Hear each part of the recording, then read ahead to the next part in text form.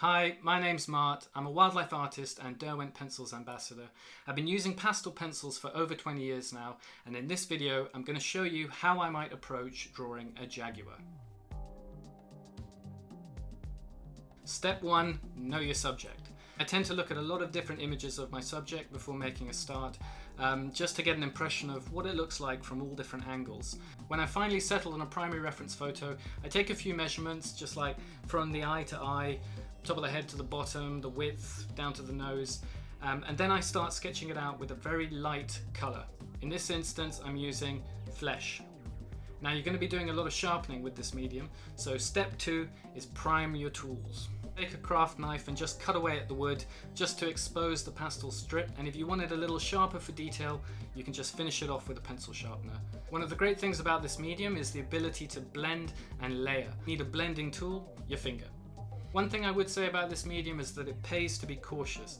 You don't want to press too hard at the beginning. In fact, you don't want to press too hard at all, except for the final detail at the end. When you're working on fur, you're kind of just dabbing. You really don't want to rub it in too hard. You want that base layer to feel airy before you start working on top of it.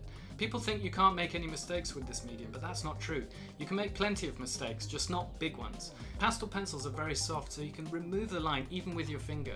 And if not, an eraser will get rid of it completely. Just as long as you don't press too hard. Think of it like doing your driving test. You can make a few minors, but you can't make any majors. I like to think of this process as micro-sculpting. Essentially, you're just putting down bits of pigment onto the page and moving them around. Now, before I've done too much, I like to start with the eyes. The process is quite long, so it feels more enjoyable if it's already staring back at you. Boom, done.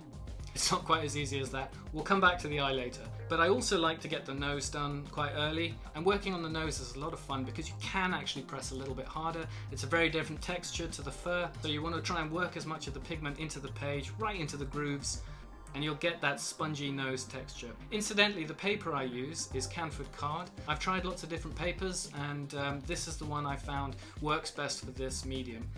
It's textured enough that it can hold the pastel, but not so textured that you can still move it around the page with relative ease. Now back to the eye. I tend to use a light grey for the outline and then slowly work up detail on top of that. With the eye, you're trying to create that dome effect, so working in circular bands. I'll work a little bit of colour into it, maybe a emerald or pea green, something quite vibrant. I tend to try and be quite bold with colours early on. It's important to get that reflective quality with the eye, so make sure you leave enough white paper beneath. You're not going to get a whiter white than the colour of the paper itself. So that applies to the whiskers too, and that is one thing that is very time consuming. You can't, like a painting, just paint the whiskers on at the end. You have to draw around them. In the areas of swallowed light, like right in the corners of the eyes, you can use a carbon black or a burnt umber. A really dark colour like that helps create that 3D effect. One colour I use a lot is indigo, a great colour to enhance that reflective look. So I get the eyes up to a point where they're looking quite good, then I'm happy. It's looking at me, I can live with it. Because the process is long, I'll probably spend around 150 hours working on this piece. So it's nice to have it staring back at you. It's nice that it feels alive. A subject like a jaguar is time consuming because it has a lot of spots. So those spots, they're dark, but you don't want to use a really dark color early on. So I tend to stick with a gray, but really at this stage, you're just trying to get all the proportions in place. So you can be quite loose, just sketching in where they might be, and then you'll render those a bit later and bring them out. One tip I have for not sharpening so often is to just twist the pencil in your hand as you go, just to find the sharp edge of the pastel strip. That will save you from having to sharpen it all the time, which can get a little bit annoying, sure. I mean, I probably could have sharpened that one a little bit more. But yeah, generally for the base layer, just be really, really cautious. You want to leave spaces of air in between. Fur is very airy, it's full of holes, and it's a bit chaotic.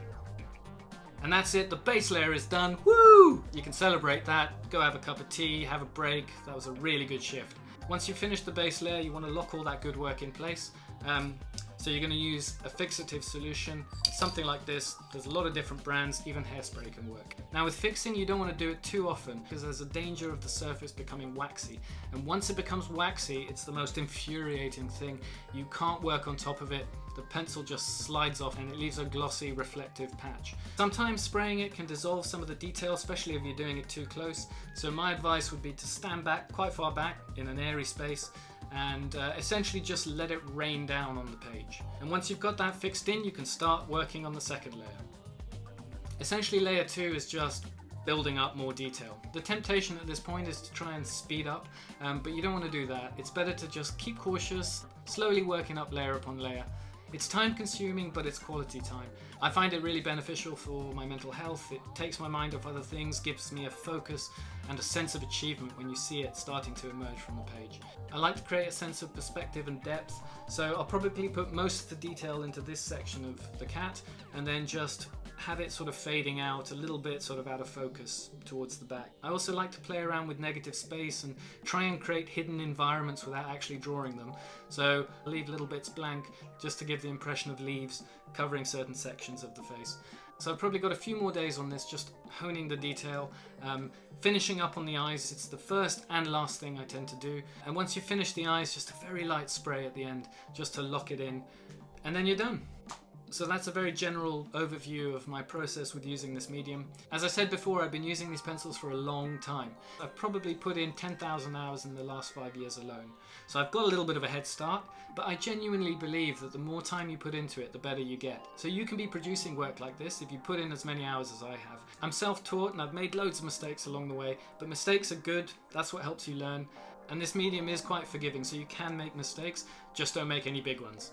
I'll put a list of all the different colours I've used. One of the nice things about these pencils is they're great for loose and detailed work. Quite recently, one of my friends asked if he could have a go at using these, and it was really interesting for me watching how someone approaches using them for the very first time. Initially, after about 10 minutes, he was like, "Oh, I can't be dealing with these." He was too frustrated. But then after about 40 minutes, I could barely drag him away from them. So if you have a go with them, let me know. I'd love to see your work. You can find me on various social channels. I'm Martin Aveling Art on Facebook, otherwise Aveling Artworks on Instagram and Twitter. And if you'd like to support my conservation work, you can find me on Patreon at Aveling Artworks. I'd be very grateful. Anything you can swing, even $1 a month, it would be really appreciated. Thanks for watching and happy doodling.